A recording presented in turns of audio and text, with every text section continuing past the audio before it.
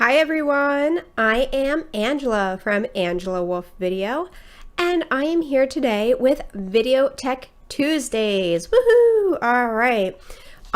So Video Tech Tuesdays is when we talk tech specs and gear, and even more than that, we talk about concepts and creativity and all of that really wonderful stuff that goes into making brand videos. So, while you're watching, I am on YouTube, Facebook, and Instagram over here on my other camera. So when I'm looking all over the place, that's what I'm doing. I'm checking out all my feeds, making sure anyone who has a question, be sure to post it and I will answer it. And if you're rewatching this, it's not live, no worries. Just use the hashtag replay and I can that way I know to answer your question next week when I do my next live stream, because we do these every Tuesdays at 1 o'clock. So, what are we doing today? Sorry, that was my, I don't know if one feed is working for me right now. Look or not. But you know what? We're going to just go with it and we'll see what happens. So, today's talk is all about representation in front of and behind the camera. So, I know this is kind of one of those topics that can get very emotional. It can be very charged. I'm really passionate about it. I know a lot of people are. Plus, it's very timely right now.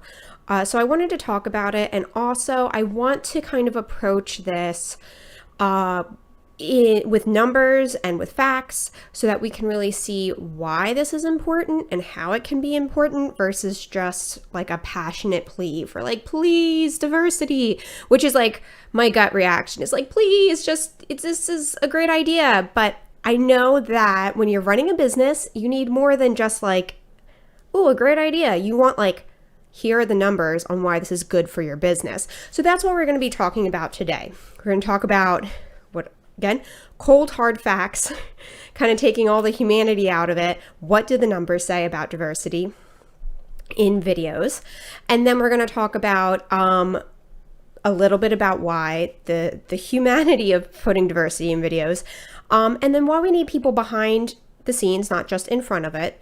And lastly, we're going to talk about what different types of representation you need to be including in your videos. So stay tuned, make sure you reach the end for that, because there's a lot and it's really easy to think you're being diverse and you're actually missing a ton of underrepresented communities. So that's kind of what we're going through for today.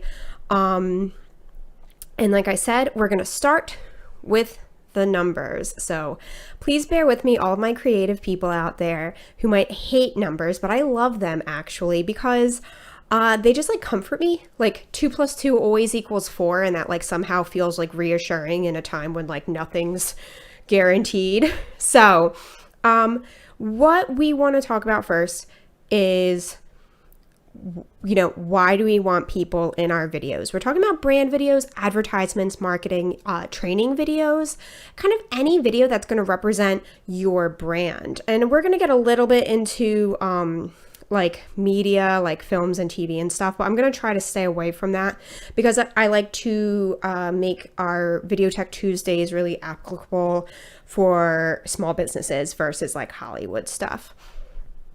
So like bottom line, why do we want better representation in our marketing videos? Wider diversity of people in your ads means a wider group of people identify with your brand. Like off the bat, absolutely we want as many people as we can to like our brand, right? Like that's how you make money, is by more people coming and spending money on your brand. So Forbes writes that even if you find a product that fits your needs, quote, to identify with a product, you must first imagine yourself using it, end quote. And that just is really hard when everyone in all the ads you see doesn't look like you, right? There's like this weird bar to entry or even like self-fulfilling prophecy that happens when we say girls don't like video games. And so we don't advertise to girls. We don't let girls know, hey, look, there's video games out here for you. We don't make video games for girls. And now suddenly, you know, it doesn't seem like girls like video games, right? And it's like that's weird self-fulfilling prophecy where if you just like advertise to girls and say, hey, we got video games here for you, you're going to make money from girls going and buying your video games. It's really that easy. Now, if we kind of like look back at like traditional advertising, Mad Men style, right? Like from the 60s, back then, pretty much every ad you saw had a white couple and they were a traditional family, right? If we're looking at just, again, statistics, 88% of America was white in 1960, according to the US Census. So if you calculate, you know, only 12% of the population was non-white, and with a population of 180 million people, that leaves about 21.5 million people who are non-white and not getting any targeted ads towards them and not being able to see themselves in media and that kind of stuff. Obviously, a lot of social things going on at the time. I'm trying to just really focus right now on the marketing because we don't have 3 hours to go through the 60s. So if we look at that, about all those people they're kind of like leaving on the table. Well, fast forward to 2010 census, all right? We have 72% of America is white, which means we have 28% of non-white. But now our population has more than doubled. I'm trying to do my math in my head. We've gone up to 310 million people in America now.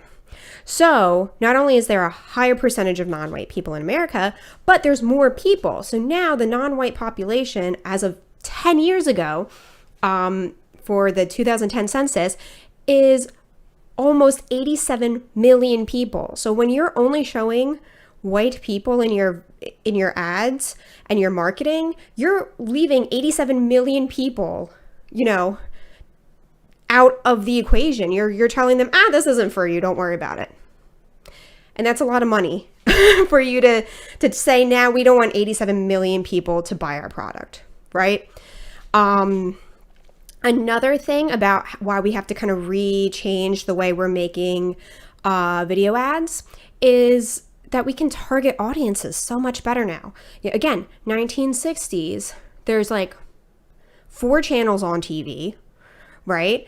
Like the most popular television show on TV is getting 30-40% of households watching that one television show. While nowadays, Sunday Night Football is the most watched event of the week, and you're getting less than 10% of households watching it because we have such a diverse amount of media and so many ways to consume media and so many different things to watch. And so because of that, it's really so much easier to target your audience. And you don't have to say, I got to just make one ad and it has to target the middle of the road and try to hit the widest audience it can. Like you can make all these different like avenues for different types of people to all come back to your same brand. So those are kind of like the numbers of why we need to rethink of like traditional video marketing strategy from like way back when, right? So then a little bit into like the humanity of it all, right? A historian named Carlos Cortez wrote a book about how media and representation in media influences children specifically. And in his book, he wrote, quote, minorities realize and this is supported by research, that the media influences not only how others view them, but even how they view themselves, end quote. Sorry, I messed up that quote a little bit. So, you know, again, I'm not trying to like get into like how Hollywood needs to be better, which they do. But even just in ads and in marketing and in your brand, you know, like people see and consume ads and media And being able to see themselves portrayed positively is great on their psyche, and again, is great for your brand, because then people see themselves positively using your products and your services. So that's only like more goodness to come for your company, right? And Cortez also writes that less diversity leads to, quote, less attention from doctors, to harsher sentences to judges, lower likelihood of being hired for a job or admitted to school, lower odds of getting a loan, and higher likelihood of being shot by police. And so, again, like, your one brand video is not going to change the way society runs, right? But this is just in general the humanity reason of why we want to have better diversity and representation in all media, not just in Hollywood, but in brand videos and marketing videos and social media videos and everything. So that's why we want to see it in the front. But why do we want to have it behind, right? Behind the camera. This is something I'm extra passionate about, because as a woman in film and video world, we're not typically the first go-to, right? It's still a male-dominated industry. And so I think the number one reason that you want to have minorities behind the scenes in addition to in front of the camera is because they're gonna keep your dialogue accurate. This is when have you ever seen something that's like trying to be diverse and actually they way hit the they missed the mark, whoosh, right? And you're just like, this is just cringy. This isn't, it would have been better if they just never included this character or this person in the ad, because having them in there is just making it worse, because no one in the background, no one behind the scenes writing it, directing it, producing it, giving it an okay, is someone who's represented in the media, right? So this kind of falls into the idea of everyone has subconscious bias, I do, you do, the world does. And so it's really easy to think hey, I want to be diverse. So I'm going to put a woman in my video, in my brand. And, isn't that cool? She's going to do sports, and she's going to be like, I'm not like other girls. I like sports. And that's oh, I hate that so much. It's so cringy. And if you had a woman behind the scenes reading your script and okaying things, then she could tell you, actually, this rhetoric of not like other girls is not progressive. It's not representation, because you're saying, on a whole, girls are bad. And this one specific girl just happens not to be bad, right?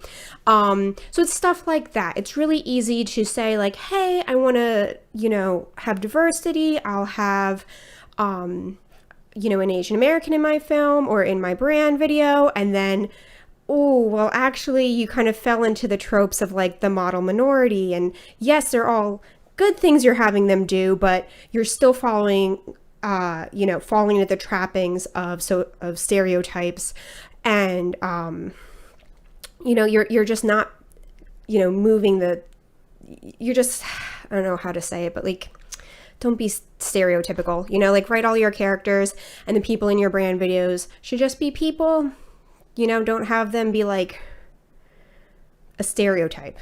Basically is what happens when you're trying to be diverse, but you don't have those people behind the scenes to kind of help you out with it. The other part about having diversity behind the scenes is just don't be a hypocrite. I'm sorry, I don't have a nicer way to put this point. Are you making a video about strong women? There better be a woman behind there, and not as an assistant. You need to have a woman camera operator and or a woman director and or a woman producing it. You need to have women in the leadership roles if you're making a marketing video about strong women, right? It's just, what is your brand message if you say, hey, we believe in strong women when it sells a product, but not actually putting it into practice? And same for any part of diversity or minority. You know, don't make a pandering video. And one way you don't do that is by having the actual people, the actual minorities working with you in, again, important leadership roles, not as assistants. That does not count. And just a really quick point to that. I know I'm trying not to delve into Hollywood because they are so bad at all of this. But there was a study done from 2007 to 2017. So that 10-year period, there was 1,100 mainstream films that they pulled. Only 43 female directors in 1,100 films over 10 years. That means every 2 years, you still didn't quite get that one female director in there, right? And only 7 of them were underrepresented women. So again, this idea of like, I have one white woman in my brand video or one white woman in a leadership role behind the scenes does not count as diversity. I'm sorry, it doesn't. And so that kind of leads right into the idea of what type of representation we want to be seeing in brand videos and marketing videos and just like everything in our lives, right? So first one, easy peasy race, right? Easy peasy. I mean, like that's the one that we like think of first. I always think of like when we're talking about diversity, my first go-to is gender and race. But remember that race isn't just black and white. There's all different types, especially in America. We're a melting pot. So we have, you know, Asian, Latinx, Native Americans. We have people of mixed races, and we have people who, you know, come from all over the place, different cultures. So all of those things are really kind of hard to encapsulate, but I think it's really the easy thing when you're thinking like I need to be diverse and you just like, oh, that means I need a black person in there. Like you do, but there's other people that still also need to be represented. And then, like I said, other one I always think about, obviously, is gender. And this means more than just putting women in male roles or men in female roles, right? Like, if, again, you're selling video games, make sure there's women and girls in that video because women and girls love video games too, right? If you're selling Barbie dolls or dolls, you can still have boys playing with them in the videos. That's fine, you know, and that's good, and we should do that.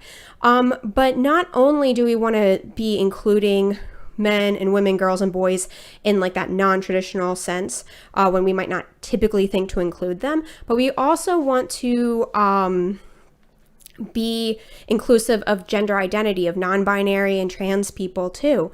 You know, they also buy products and they also want to see themselves represented in marketing. So gender is much more than just male or female, all right? We also think of sexual orientation. And again, the easy idea is like just throw a gay couple in there, call it a day, right? There is so much more than just gay or straight when it comes to sexual orientation. For representation, we want bi/pan, we have ace. There's a very long list.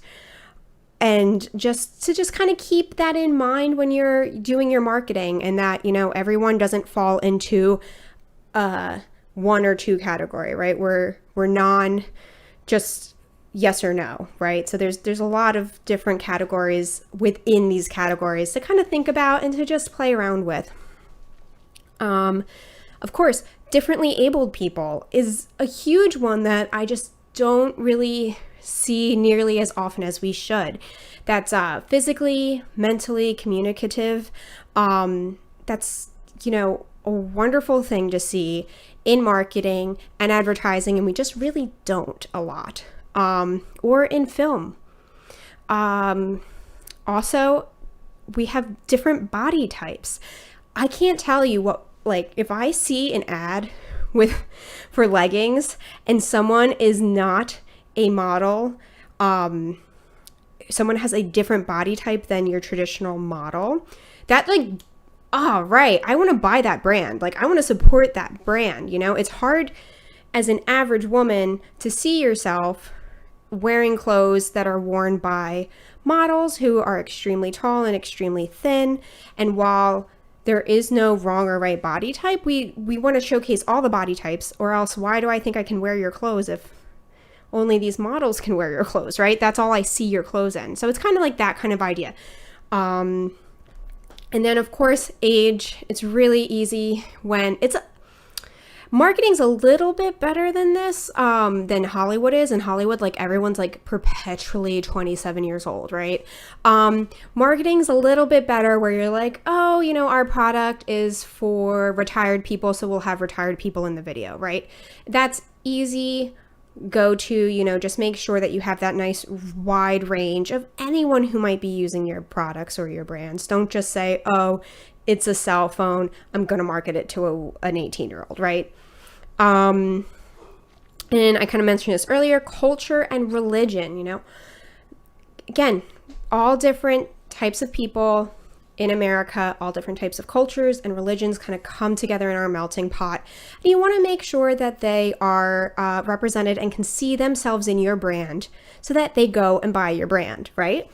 And my little last bit of advice when it comes to video and marketing, when it comes to diversity, is make sure the actual people you are trying to represent are represented. All right. So do not get an able-bodied person to play somebody in a wheelchair. All right. Please do not get a neurotypical person to portray somebody with autism, all right? We want to get, again, the same idea with having the minorities in the background behind the camera. We want the actual person represented, representing themselves in your brand videos.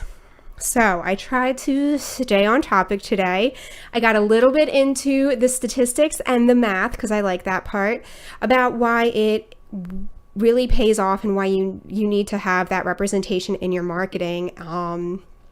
And that is probably everything I wanted to talk. I mean, it's everything I think I had time to talk about today. It's a really huge topic and it's really worth diving into. But this is something like I want to say, it's just kind of like, it's always a work in progress. And when you just stay open-minded, and again, if you get those people behind the scenes to help you, you run into a lot less of those cringy moments of like, oh, they tried and really, really messed it up, right? So just treat people like people. That's the moral of my story for today. All right. So as per usual, if you are thinking of making a brand video and you're like, where do I start? Go to AWV Checklist. bit.ly/AWV checklist. It's on the screen for Facebook and YouTube, and on Instagram it is in my link tree in my bio. So if you go there, it's a free download. It's a checklist on everything you need to start a brand video. So it helps you through pre-production, planning your content, figuring out how big of a project it's actually going to be. So that's free. Please go and download my checklist. And once you download the checklist and you decide, wait, I think I might, need someone, a professional. I don't think this is something I can do by myself based off my scope. Go to bit.ly/callawv, again, in my link tree on Instagram. Sign up just schedule a call with me. It's absolutely free. We just talk on the phone, figure out what your project is, figure out what your budget is, and kind of like walk you through what your production's going to be looking like and what I can do to help. So those are my 2 plugs I always have to do every week. And as per usual, please comment or DM if you're on Instagram. Let me know what your questions are and how I can answer them. And next week we will do a whole new topic, and let me know and I'll do the topic you want me to do. So that's everything I've got. Have a great week and say goodbye to September, because October is in a couple of days. What? I know. All right. Have a good one, everyone.